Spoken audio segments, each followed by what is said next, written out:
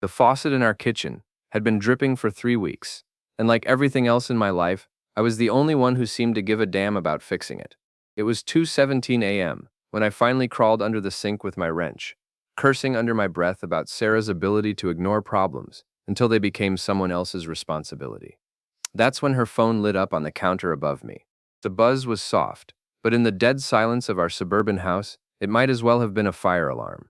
I wouldn't have looked. I'm not that guy, or at least I wasn't then.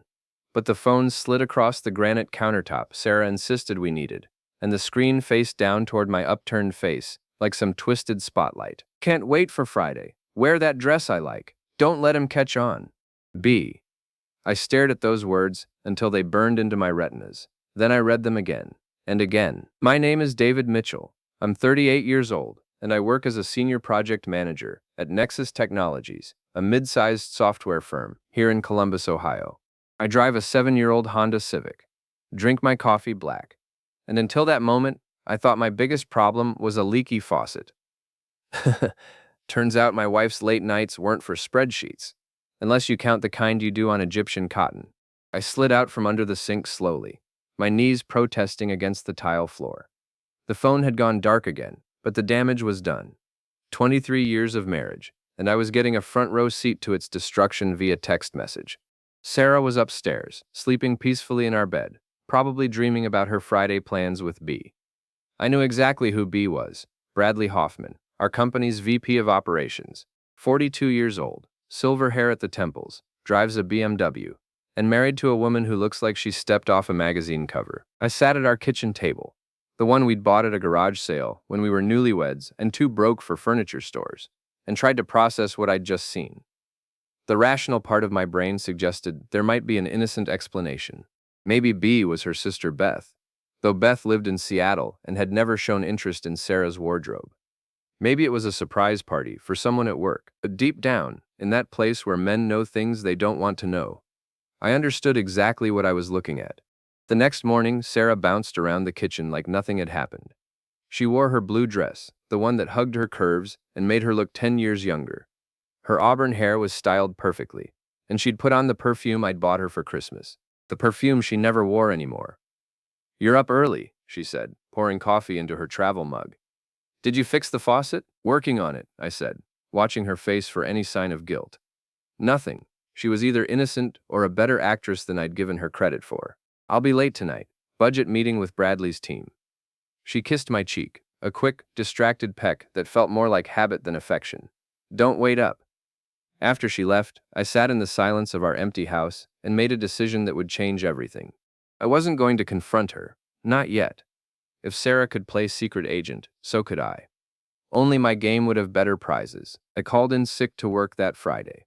First time in 3 years, and my boss actually sounded concerned. "You never take sick days, Dave. You sure you're okay?" "Just need a day to handle some personal business," I told him, which wasn't entirely a lie. I spent the morning learning about my wife's secret life. Her laptop was password protected, but Sarah had always been terrible with technology. Her password was our wedding anniversary, backwards. Real Fort Knox stuff. Her browser history told a story I wasn't prepared for. Restaurant reservations at places we'd never been together. Hotel websites. Victoria's Secret purchases that never made it into our bedroom. And emails. God, the emails. Bradley Hoffman had been writing to my wife for 4 months. The early messages were professional, project updates, meeting schedules, the usual corporate nonsense. But somewhere around February, the tone shifted. "Sarah, I can't stop thinking about our conversation yesterday. You looked beautiful in that red sweater. I know this is complicated, but I haven't felt this way in years. My wife is going to her mother's next weekend. We could finally have some time alone." I printed everything. 23 pages of my marriage dissolving in Times New Roman, 12-point font. The most recent email was from yesterday. "Booked the usual room at the Marriott downtown. Can't wait to see you in that dress. You drive me crazy. Gorgeous. B." I sat back in my desk chair and laughed. Actually laughed out loud in my empty house. Here I was, worried about a leaky faucet, while my wife was flooding our marriage with lies. That afternoon, I drove to the Marriott downtown and parked across the street. At 3:47 p.m., Bradley's BMW pulled into the parking garage.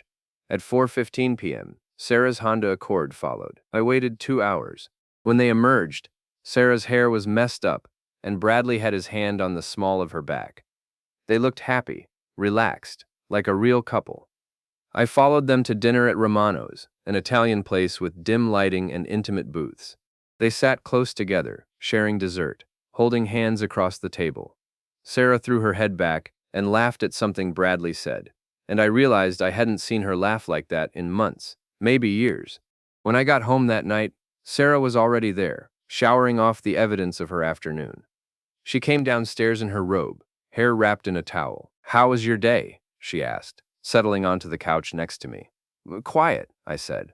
"How was your budget meeting?" "Oh, you know how it is. Numbers and spreadsheets for hours." She curled up against my shoulder, and for a moment, I almost believed her. Almost forgot about the printed emails upstairs and the image of her laughing with another man. "Bradley seems like a good boss," I said carefully. "He is. Very professional, very focused on results." She was drawing circles on my chest with her finger, something she used to do when we were dating. "I'm lucky to work for someone who appreciates my contributions." "I'll bet he appreciates your contributions," I thought, but I just nodded and kissed the top of her head. That night, after Sarah fell asleep, I lay awake staring at the ceiling and planning my next move. Confronting her would be the obvious choice, but obvious wasn't going to get me what I wanted anymore. I thought about Bradley Hoffman's wife, Victoria Hoffman, 34 years old, former model turned Instagram influencer. I'd seen her at company parties, tall, blonde, stunning in that effortless way that made other women hate her on sight. She posted constantly about her perfect life, her perfect house, her perfect marriage to her successful husband. I wondered if Victoria knew her perfect husband was screwing his subordinate in downtown hotel rooms. By morning, I had a plan. If my wife could play games, so could I. But I was going to play to win. Victoria Hoffman's Instagram account was a masterclass in manufactured perfection. Photos of her morning smoothies, her yoga sessions, her charity luncheons with other wealthy wives. But between the carefully curated images of bliss, I caught glimpses of something else. Another late night at the office for hubby. Wine and Netflix for one again. #executive wifesteries #lonely nights. Sometimes I wonder if success is worth the sacrifice. Missing each other in our own house. #marriage is hard. Coffee date canceled again. Work always comes first. #priorities. Victoria Hoffman was lonely. And lonely people made mistakes. I created a fake Instagram account. David Miller, freelance photographer, recently moved to Columbus. I used photos I found on a stock photography site. Good-looking guy in his late 30s, artistic shots, just enough mystery to be intriguing. I started slow. A like on her yoga posts, a thoughtful comment about the lighting in her coffee shop photos. Nothing creepy or obvious, just the kind of professional appreciation one photographer might show another's work. After a week, she followed me back. After 2 weeks, she started liking my posts. Generic shots of Columbus landmarks I'd taken with my phone and run through Instagram filters. After 3 weeks, she sent me a direct message. "Love your perspective on the city. Are you new to Columbus? Always nice to meet fellow creatives." We started chatting.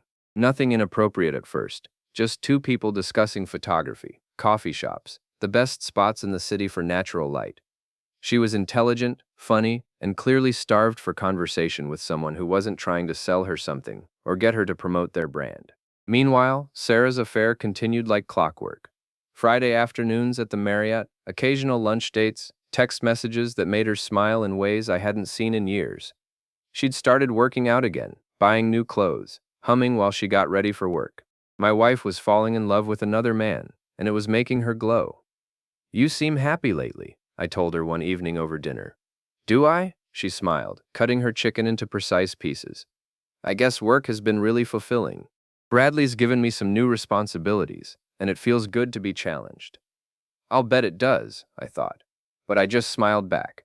"That's great, honey. You deserve to feel appreciated." The irony wasn't lost on me. Here I was, encouraging my wife's happiness, while plotting to destroy the man who was causing it. 3 weeks into my online friendship with Victoria, she suggested we meet for coffee. I know this sounds forward, but I feel like I've been talking to the same 5 people for months. It would be nice to have a conversation with someone new. We met at Crimson Cup, a local coffee shop in the Short North District. Victoria was even more beautiful in person, the kind of woman who made heads turn when she walked into a room. But up close, I could see the cracks in her perfect facade, The slight shadows under her eyes that makeup couldn't quite hide. The way she checked her phone constantly, hoping for a message that never came. Bradley's working late again, she said, catching me notice her phone checking. Big project deadline. You know how it is. Actually, I don't, I said. I'm divorced. My ex-wife always said I worked too much, but looking back, I think I was just avoiding going home. It was a lie, but it served its purpose. Victoria's expression softened with sympathy and understanding. I'm sorry, that must have been difficult. It was for the best. We wanted different things. She wanted someone who was there, and I wanted someone who understood my priorities. I sipped my coffee and watched her process this. What about you? How do you handle the long hours? Honestly, she laughed, but there was no humor in it. I don't handle them well. I married a successful man, and I got exactly what I asked for. Success. Just turns out success is a terrible conversationalist. We talked for 2 hours, about photography, about marriage, about the strange isolation that comes with having everything you thought you wanted. When we finally left the coffee shop, Victoria hugged me goodbye. A real hug, not the air kiss nonsense I'd seen her do at company parties. Thank you for this, she said. I haven't had a real conversation in months. We should do it again sometime, I said. I'd like that. As I drove home, I felt a strange mix of guilt and satisfaction. Victoria Hoffman was a nice woman trapped in a lonely marriage to a cheating husband. She deserved better than Bradley. She also deserved better than me. But I pushed that thought aside. Sarah was in the kitchen when I got home, humming while she loaded the dishwasher. She was wearing the blue dress again, the one Bradley liked. Good day? I asked. Very good, she said, and kissed my cheek. How was yours? Interesting, I said. Very interesting. Victoria and I started meeting regularly. Coffee twice a week, then lunch, then long walks through the city while I taught her about photography composition, and she told me about her life. She'd married Bradley 7 years ago, when she was 27 and he was 35. She'd been modeling then, doing well but not quite well enough to feel secure long-term. Bradley had been charming, successful, and completely devoted to her. For the first few years, it had been perfect. But success is addictive, she told me one afternoon as we walked through Goodale Park. The more he achieved, the more he wanted to achieve. I used to be part of his motivation. Now I feel like I'm just part of his image. What do you mean? The successful executive with the beautiful wife. I'm an accessory now. Something to display at company functions and charity events. She stopped walking and turned to face me. Do you know he hasn't asked me about my day in 3 months? Not once. He comes home, tells me about his meetings, his deals, his problems, and then he's on his laptop until bedtime. I wanted to tell her that her husband was spending his afternoons in hotel rooms with my wife, but that would have complicated my plan. Instead, I listened, offered sympathy, and slowly became the friend she desperately needed. Meanwhile, Sarah's affair was escalating.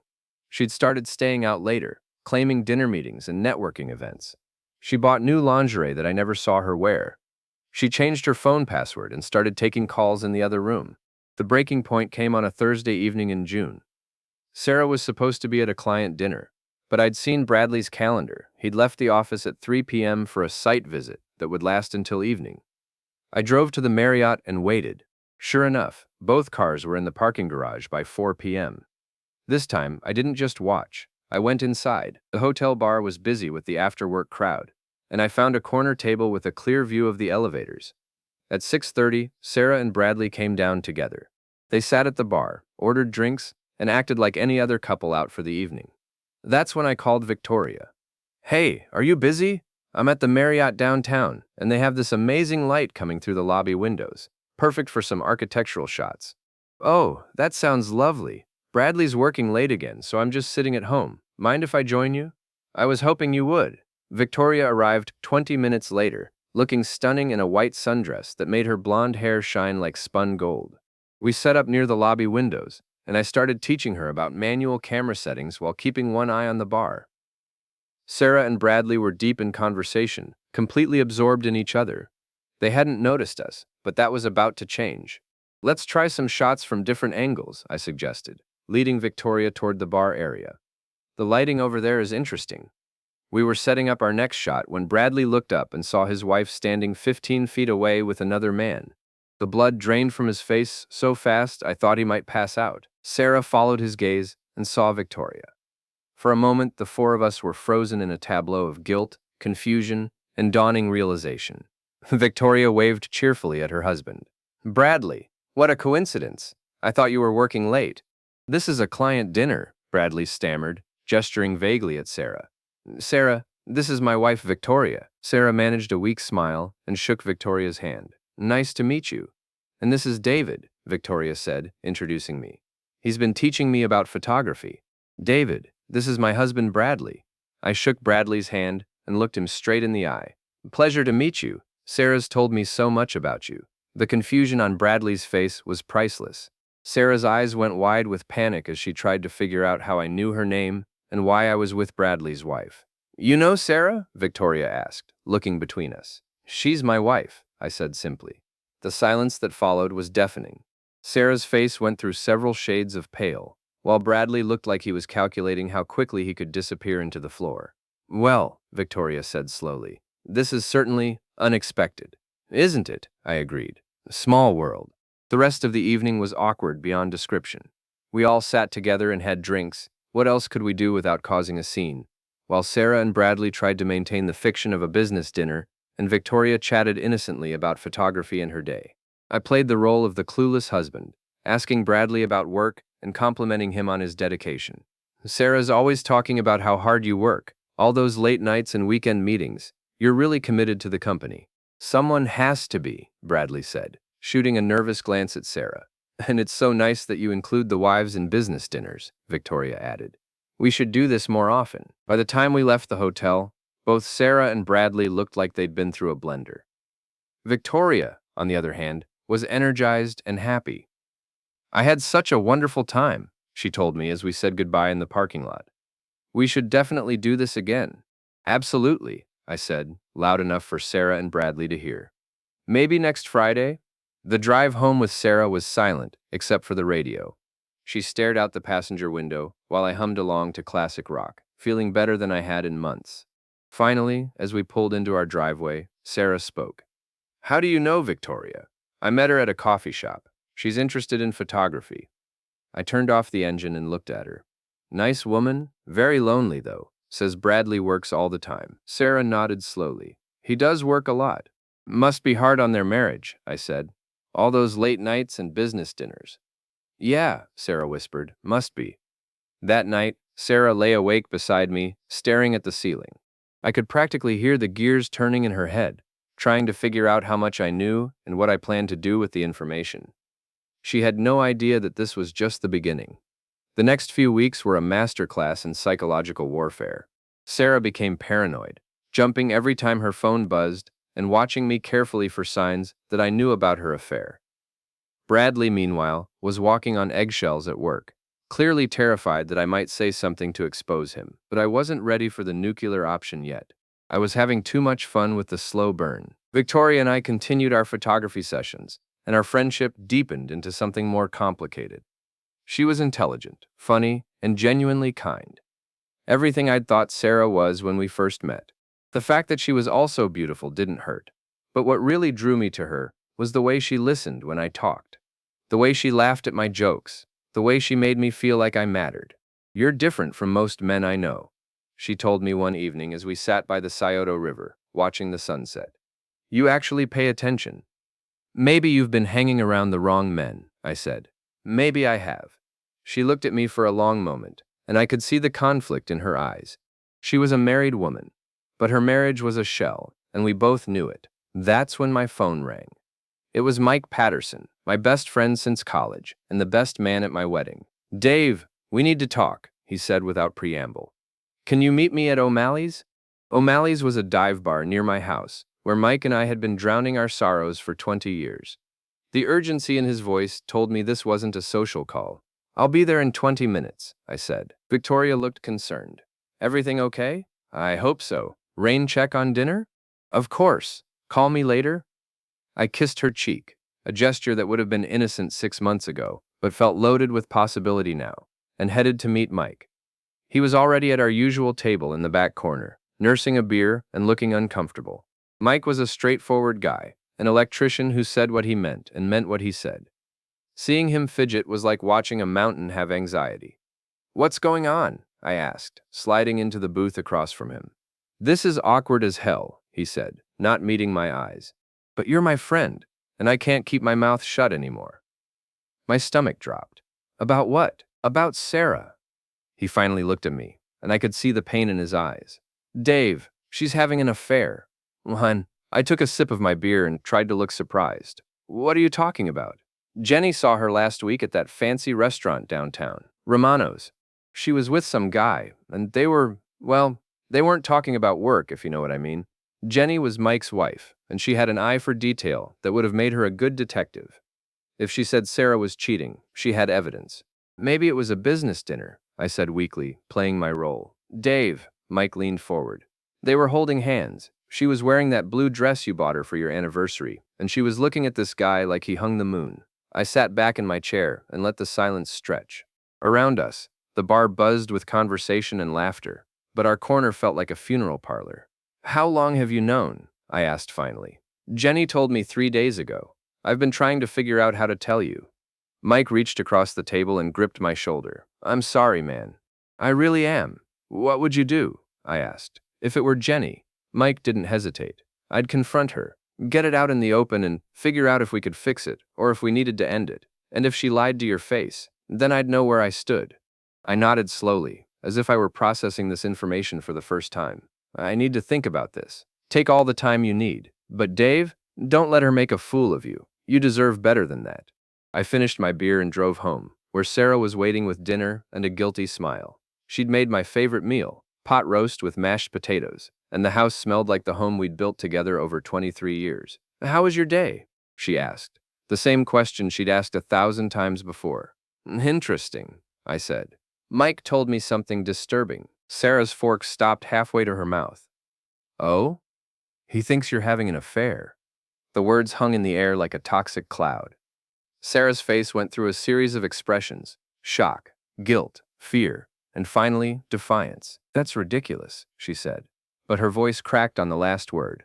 "Is it?" I leaned back in my chair and studied her face. "Because I've been thinking about it, and some things are starting to make sense. The late nights, the new clothes, the way you've been so happy lately. I'm happy because work is going well, because I feel appreciated and challenged." She was gaining confidence now, settling into her lie. "I can't help it if Mike's wife has a suspicious mind." "Jenny saw you at Romano's, with Bradley." Sarah's defiance crumbled like a house of cards. "Dave, I can explain. Can you? Because I'd love to hear how you explain holding hands with your boss in a romantic restaurant while wearing the dress I bought you for our anniversary." Tears started flowing down Sarah's cheeks, but I felt nothing. No sympathy, no anger, just cold calculation. "It's not what you think," she whispered. "What is it then?" It's complicated." "Complicated?" I nodded. "That's one word for it. How long?" "Dave, please." "How long, Sarah?" 4 months." Her voice was barely audible. "Do you love him?" She looked at me with eyes full of pain and guilt and something that might have been relief. "I don't know. Maybe. I'm so confused." I stood up from the table, my chair scraping against the floor like fingernails on a chalkboard. "Well, at least now we both know where we stand." "Where are you going?" "For a drive. I need to think." "Dave, wait. We need to talk about this. We need to figure out." "Figure out what?" "How to fix this. How to pretend it never happened."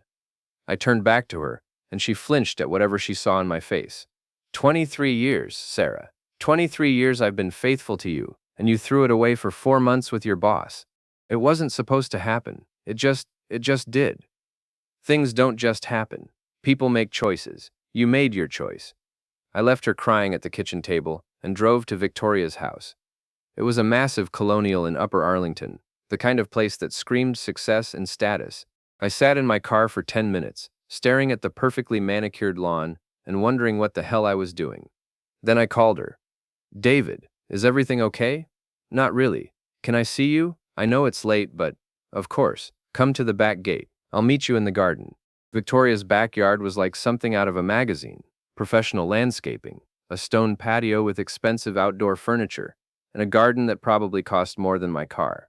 She was waiting for me on a bench near a fountain, wearing jeans and a sweater. looking more beautiful than any woman had a right to. "What happened?" she asked as I sat down beside her. I confronted Sarah about the affair. Victoria's eyes widened. "Affair? With your husband?" "I'm sorry, Victoria. I thought you knew." For a moment, she just stared at me. Then she started laughing. Not the happy laugh I'd grown to love, but something bitter and broken. "Of course," she said. "Of course it's Bradley. All those late nights, all those business dinners. How long?" 4 months. 4 months. She shook her head. "I'd been sitting in that house, wondering what was wrong with me, why my husband didn't want to spend time with me anymore. Turns out he was just spending it with someone else. I'm sorry," I said, "and I meant it. You didn't deserve this." "Neither did you." She looked at me with tears in her eyes. "What are we going to do?" "I don't know, but I know I can't go back to pretending everything is normal." Victoria reached over and took my hand. Her fingers were soft and warm, and for the first time in months, I felt like someone actually wanted to touch me. "Neither can I," she said.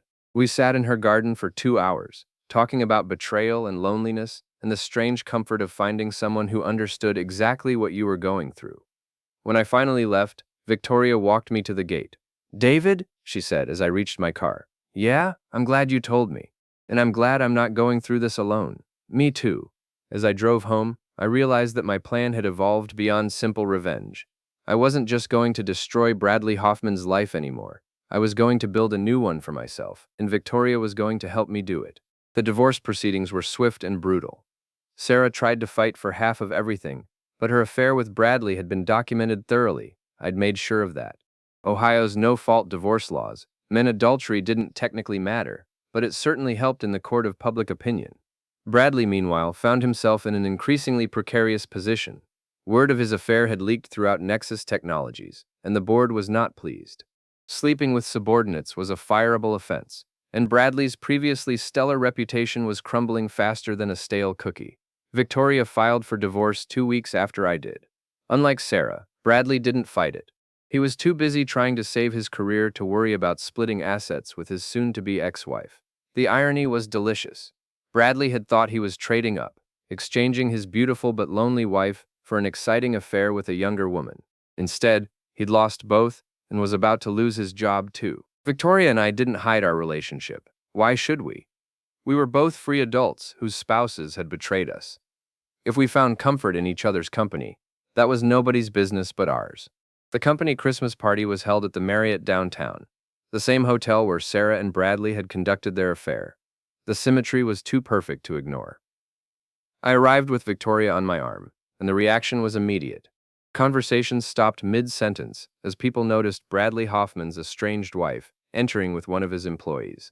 The gossip mill would be working overtime for weeks. Sarah was there with Bradley, both of them looking uncomfortable and out of place. Their affair was no longer a secret, and the judgment from their colleagues was palpable. Sarah had been demoted after HR investigated their relationship, and Bradley was hanging on to his position by a thread. Victoria looked stunning in a black cocktail dress that hugged her curves perfectly. Every man in the room noticed her entrance, and every woman shot envious glances in her direction. She was confident, radiant, and completely devoted to me. "You clean up nice," she whispered as we made our way to the bar. "You're not so bad yourself," I replied, kissing her cheek. The evening progressed like a carefully choreographed dance. Victoria and I mingled with my colleagues, charming everyone we met. She was intelligent, funny, and genuinely interested in the people she talked to. Within an hour, half the party was wondering how Bradley had been stupid enough to let her go. Meanwhile, Sarah and Bradley huddled in a corner, clearly miserable. Their affair had seemed exciting when it was secret, but now that it was public knowledge, the magic was gone. They were just two middle-aged people who had destroyed their marriages for a few months of passion. The confrontation I'd been waiting for finally came around 10 o'clock. Bradley, emboldened by several drinks, approached our table. "Victoria," he said, his voice tight with barely controlled anger. "Can we talk privately?" I don't think that's necessary," Victoria replied coolly. "Anything you need to say, you can say in front of David." This is between us." "No, Bradley, there is no us anymore. You made sure of that when you decided to sleep with David's wife." The people at nearby tables had gone quiet, sensing drama. Bradley's face was red with embarrassment and alcohol. "You're making a mistake," he said. "This is just revenge. You're using him to get back at me." Victoria stood up slowly, her eyes flashing with anger. You think this is about you? You think I'm so pathetic that I can't find happiness without your permission? I think you're confused and hurt, and you're making decisions you'll regret. The only decision I regret is marrying you. Victoria's voice was steady and clear, carrying across the silent ballroom. David treats me like I matter. He listens when I talk. He makes me laugh. He's everything you pretended to be when we were dating. Bradley turned to me, his face twisted with rage. You planned this. You knew about the affair, and you seduced my wife to get revenge. I didn't seduce anyone, I said calmly. I was just there when Victoria needed a friend. If you'd been a better husband, she wouldn't have needed one. You son of a… Bradley. The voice belonged to James Morrison, our CEO. He'd appeared beside our table like a ghost, his expression stern and disapproving. I think you've had enough to drink. Perhaps you should call it a night. The dismissal was clear and public. Bradley looked around the ballroom, seeing the stares and whispers, realizing that his career at Nexus Technologies was effectively over. Nah, this isn't finished, he said, but his voice lacked conviction. Yes, it is, Victoria replied. It's been finished for a long time. I just finally realized it. Bradley stalked away, grabbing Sarah's arm and pulling her toward the exit. She looked back once, her eyes meeting mine across the crowded ballroom. I saw regret there, and loss, and the dawning realization that she'd traded a good man for a coward. The party continued, but the energy had shifted. People kept coming up to congratulate Victoria and me, offering support and expressing admiration for how we'd handled the situation. By